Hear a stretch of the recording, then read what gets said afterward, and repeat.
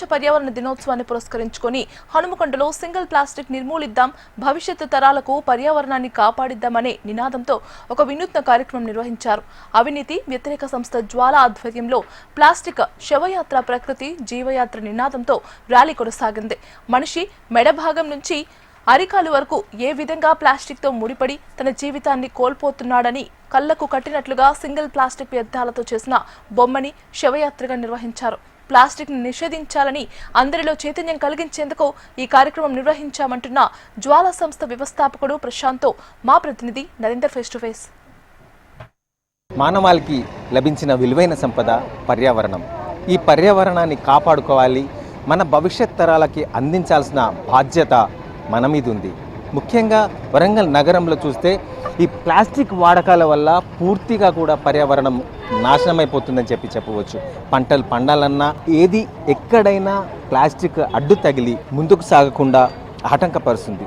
దీన్ని నిర్మూలించేందుకోసం ప్రభుత్వం కొన్ని ప్రయత్నాలు చేస్తున్నా దానికి పూర్తి బాధ్యతగా అధికారులు తీసుకొని చేస్తే ఆ ప్రమాదం ఉండదు, కానీ ఆ బాధ్యత తీసుకొని పరిస్థితి ఉంది. అయితే ఈ పర్యావరణం మీద పోరాటం చేస్తున్నాడు ప్రశాంత్. ఈ పర్యావరణాన్ని కాపాడుకోవాల్సిన బాధ్యత ఉందని చెప్తా ఉన్నాడు. ఆయన మాటల్లో విందాం. చెప్పండి ప్రశాంత్, ఏంటి ఈ కార్యక్రమం? చాలా వినూత్నంగా, చాలా వెరైటీగా 1000 పిల్లర్ టెంపుల్ నుండి కలెక్టరేట్ వరకు ర్యాలీ చేస్తున్నారు. దేనికోసం?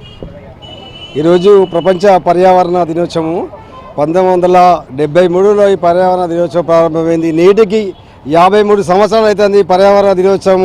మనం ప్రతి ఏటా జరుపుకుంటూనే ఉన్నాం, కానీ ప్లాస్టిక్ అనేది రోజు రోజు పెరిగిపోతూనే ఉంది. ఒకప్పుడు ప్లాస్టిక్ 40 మైక్రాలని నిషేధించిండు, ఆ తర్వాత మళ్ళీ 50 మైక్రాలని భారతదేశం నిషేధించింది, ఆ తర్వాత మళ్ళీ 75% మైక్రాన్ని నిషేధించింది సింగిల్ యూజ్ని.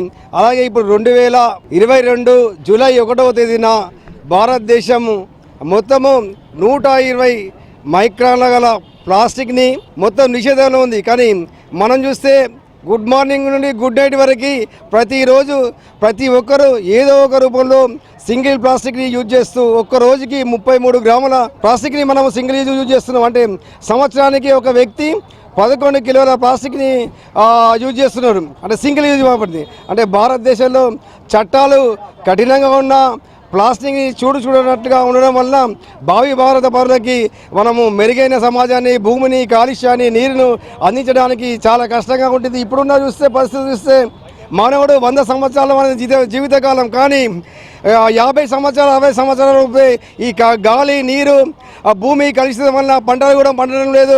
ఆ నీరు, గాలి పీల్చడం వల్ల అనేక రోగాలతో, క్యాన్సర్ వ్యాధితో చాలామంది ప్రతిరోజు అనేక మంది, వేల మంది చనిపోయిన దాఖలాలు భారతదేశంలో ఉన్నాయి. అందుకే ప్లాస్టిక్ని తగ్గించాలని, కాలుష్యాన్ని తగ్గించాలని, నీటి కాలుష్యాన్ని కూడా తగ్గించాలని మేము ఈరోజు సింగిల్ ప్లాస్టిక్ని ప్రత్యేకంగా ఈరోజు ఈ మానవుని రూపంలో ప్రతి కాళ్ళ నుండి మెడకు వరకు ప్లాస్టికే మానవుని శరీరంలో నిండి ఉందని ప్రత్యక్షంగా అవగాహన కల్పించేందుకు మేము ఈ ర్యాలీ నిర్వహిస్తున్నాం. ఏం చేస్తున్నారు అధికారులు? ఏం చేస్తున్నారు? ప్లాస్టిక్ నియంత్రణ కోసం కమిటీలు తిరుగుతున్నాయి అంటున్నారు. కొన్ని షాపుల మీద అప్పుడప్పుడు చూస్తే అక్కడక్కడ దాడులు జరుగుతున్నాయి. నిజానికి ఒక లక్ష్యంతో బాధ్యతగా చేస్తున్నారా? ప్రభుత్వాలు, అధికారులు చూడనట్లుగా ఉండి చట్టాలు చేసినవి, కానీ చట్టాలు కఠినంగా ఉన్నాయి. కానీ ఇతర దేశాలు, కెన్యా దేశాల్లో చూస్తే అక్కడ జైలు శిక్షలు కూడా ఉన్నాయి. అంటే మన దగ్గర చూస్తే జరిమానా మాత్రమే ఉన్నాయి. అంటే తూతూ మంత్రంగా జరిమానాలు ఎక్కడ ఇస్తున్నాయంటే పూలు అమ్ముకున్న దగ్గర, చెప్పులు కుట్టిన దగ్గర, పండ్లు అమ్ముకున్న దగ్గర 1000 రూపాయలు 500 జరిమానా ఇస్తున్నారు. కానీ ఫ్యాక్టరీల దగ్గర, తయారీదారుల దగ్గర జరిమానా వేయలేదు, ఫ్యాక్టరీలు కూడా మూసివేయడం లేదు, నామమాత్రంగా చేసి చేతులు దుప్పుకుంటున్నారు.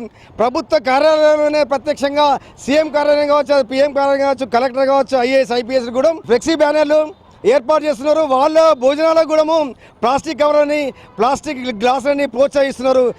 ముందుగా భారతదేశంలో ప్రతి ప్రభుత్వ కార్యాలయంలో ప్లాస్టిక్ నిషేధించండి, మీరు వాడకుండా ఉండండి, ప్రభుత్వ ఉద్యోగులు వాడకుండా ఉంటే ప్రతి ఒక్కరు కూడా వాడకుండా ఉంటారు. వీళ్ళు ఆదర్శంగా ఉండాలని మీకు కోరుతున్నాం. చాలా పశువులు కూడా చూస్తున్నాం మనం లైవ్లో, ఆ ప్లాస్టిక్ తెలియకుండా తినేసి ఆహారం దొరక్క చనిపోతున్న పరిస్థితి. దాన్ని ఎలా చూస్తున్నారు? అంటే జీవరాశి అనేది నీటి కాలుష్యం వల్ల, వాతావరణ కాలుష్యం వల్ల, చెట్లను నరికివేయడం వల్ల ఆవులు, మూగజీవాలు అనేకము ఈ ప్లాస్టిక్ని తిని, నీటిలో ఉన్న చేపలు కూడా తిని అనేక జంతు జాతులు చనిపోతున్నాయి. వీటిని ప్రభుత్వం తక్షణమే ప్లాస్టిక్ని నివారించాలి, సింగిల్ ప్లాస్టిక్ నివారించాలి. తర్వాత ప్లాస్టిక్ రీసైక్లింగ్ అనేది కావడం లేదు. ఎక్కువ శాతము 10% మాత్రమే రీసైక్లింగ్ అవుతుంది. 12% అని కాల్చివేస్తున్నారు. కాలుష్యం ఏమవుతుంది? 80% అవి గాలిలో, భూమిపైన, నీటిలో ఉండడం వల్ల, బయట ఉండడం వల్ల, చెత్తలో ఉండడం వల్ల ఈ జంతువులు చనిపోతున్నాయి. అంటే వీటిని రక్షించాలంటే ప్రభుత్వాలు కఠినమైన చట్టాలు తేవాలి, సింగిల్ ప్లాస్టిక్ని నిరోధించాలి. కాలుష్యాన్ని నివారించాల్సిన బాధ్యత ప్రతి ఒక్కరిపై ఉందని చెప్పి ఇలా ప్రశాంత్ సింగిల్ ప్లాస్టిక్ మీద యుద్ధం చేస్తున్న పరిస్థితి. అలాగే చాలా పశువులు కూడా ఆహారం దొరక్క ఏది కనబడుతుంది తినడం, దానిలో ప్లాస్టిక్ ఉండడం, ప్లాస్టిక్ అంతా కూడా దానిలో ప్యాక్ అయిపోయి చనిపోవడం, ఇలాగ చాలా జీవరాశులు అంతరించిపోతున్నాయి. అయితే పర్యావరణాన్ని కాపాడాల్సిన బాధ్యత మనందరి మీద ఉంది, భవిష్యత్ తరాలకు అందించాల్సిన బాధ్యత కూడా మనపైన ఉంది. కాబట్టి అందరూ కూడా ఒక బాధ్యతగా తీసుకొని ఈ కాలుష్య నివారణ చేపట్టాల్సిన అవసరం ఉందని చెప్పి చెప్తున్న పరిస్థితి. Cameraman Sampath Narendra HM TV.